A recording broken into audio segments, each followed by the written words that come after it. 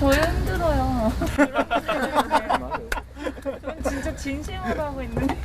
누가 그러더라고. 네. 아니 지금 뭐 십몇 년 동안 500만 가구를 넘게 공부를 했는데 주택 보유율이 똑같아요. 자가 보유율이.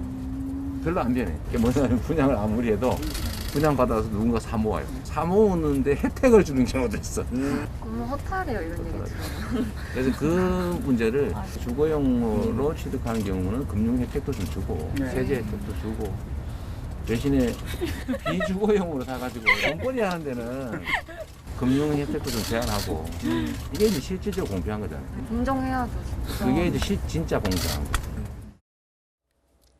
이재명 후보는요, 오늘 오전에는 스타트업 정책 토크에 참석을 한 것으로 알려졌습니다.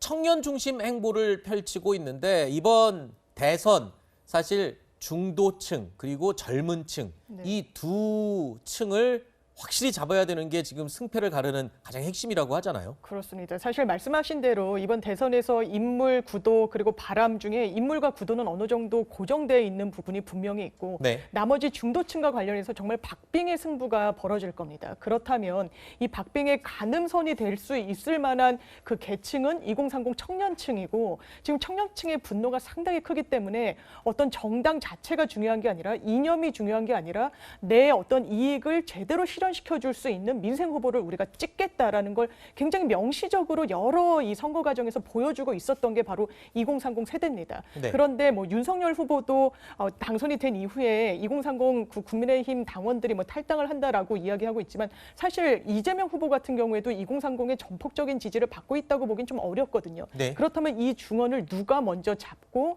실질적인 어떤 정책으로 보여줄 것이냐, 마음을 움직일 것이냐가 상당히 관건이기 때문에 이런 행보를 연이어서 가져가고 있는 것 같습니다. 네. 그리고 최근에 이 앞서 전해드렸듯이 요소수 공급 부족 상태가 지금 갈수록 심각해지고 있어서 요소수 대란이라고도 이야기를 하고 있는데 이런 상황에서 이재명 후보가 어제요 요소수 관련 긴급 점검 회의를 소집했습니다. 중국에 특사단을 파견을 해야 한다라고 주장을 하기도 했고요. 또 필요하다면 가격도 국가에서 통제를 해야 되지 않겠느냐라는 부분을 강조했습니다. 들어보시죠. 뭐 모두가 아시는 것처럼 이 요소수 문제는 공급 라인이 의도했든 의도하지 않았든 지금 중국의 의존도가 너무 높아지면서 중국의 상황이 어려워져서 우리가 연쇄적으로 어려움을 겪는 상황인 것 같습니다. 혹여 안 그래도 부족한 공급 물량을 매점 매석하거나 공급 유통 라인들이 좀 혼선을 빚으면서 문제가 격화될 수 있기 때문에 매점 매석에 대한 관리 통제, 또 필요하면 가격 통제, 좀 나아간다면 이제 수입 그다음에 유통을 공공 영역에서 일정 정도 좀 담보하는 방법도 한번 강구해 주시면 좋겠다는 생각이 듭니다. 앞서 윤석열 후보에게 1대1 회동 제안을 먼저 한 것도 그리고 또 지금 요소수 대란에 대한 해결책을 제안하는 것을 먼저 한 것도 모두 선점 효과를 노리는 이재명 후보의 전략이 아닌가 이런 분석이 나오기도 하고 있습니다. 자, 이런 가운데 이재명 후보 더욱더 활발한 행보를 보이고 있는데요. 지난 6일 이재명 후보가 출연했던 한 예능 프로그램이 공개가 됐습니다. 이 프로에서 인턴 기자 역할의 배우가 이재명 후보에게 다양하고도 날카로운 질문을 던졌는데 이 가운데 눈길을 끈 질문이 바로 이 부분이었습니다. 휴가 때 보고 싶은 영화 2개 중에 하나를 골라라 라고 하면서 영화 2개를 제시했는데요. 자, 말죽거리 잔혹사는 아시다시피 김부선 씨가 출연한 영화고요.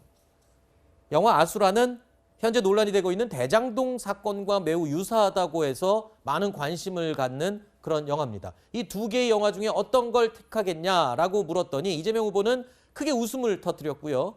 둘 다 이미 봤는데 굳이 고르자면 아수라가 더 재밌다 이런 대답을 했습니다. 자, 이 방송에서 이재명 후보가 이 질문을 받고 당황해하는 모습을 여러 차례 보였다고요. 이 질문을 미리 공개하지 않았기 때문에 그런 모습이 연출된 거다 이렇게 뒷이야기가 들리던데요. 그 방송의 특징 아니겠습니까? 네. 상당히 의도적인 또 이제 그 출연자의 위크니스, 약점이라든가 이런 점들을 공격하면서 그런 그때의 출연자가 어떤 태도를 보이는지 그리고 어떤 즉답을 하는지 아마 그 프로그램의 기획 의도 같은데요. 아무래도 아수라라는 것은 대장동과 관련이 있기 때문에 대장동이라는 것이 이제 부동산을 매개로 한 카르텔들의 이러한 그 개발 이익, 부동산 투기, 불로소득을 이익을 선취해간, 네. 어떻게 보면 전취해간 이런 측면이 있기 때문에 아마 이재명 후보가 부른다 그러면 그분이 낫지 않겠냐 이렇게 얘기한 것 같습니다. 네, 알겠습니다.